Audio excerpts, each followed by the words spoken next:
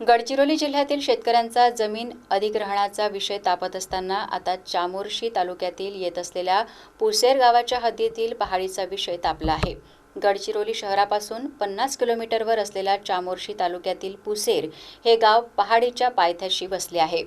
निसर्ग संपन्न असलेल्या गावातील लोकांना गावातच बांबू, तेंदू आणि जंगलावर आधारित रोजगार उपलब्ध आहेत।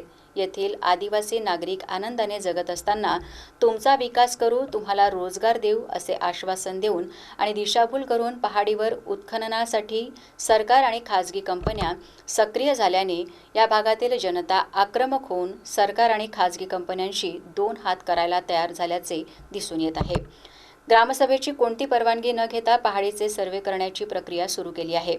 यामुळे इलाक्यातील 22 गावातील हजारो नागरिक जीव गेला तरी चालेल पण खदान होऊ देणार नाही यासाठी संघर्षाची तयारी केली आहे।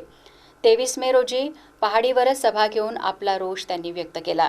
सरकार आणि खासगी कंपन्या आपला नफा कमवण्यासाठी कायद्याचा, पर्यावरणाचा, शेतकऱ्यांचा विचार न करता काम करीत असून सरकार खासगी कंपन्यांचे दलाल असल्याचा आरोप मार्क्सवादी कम्युनिस्ट पक्षाचे सचिव अमोल मार्कावार यांनी केला।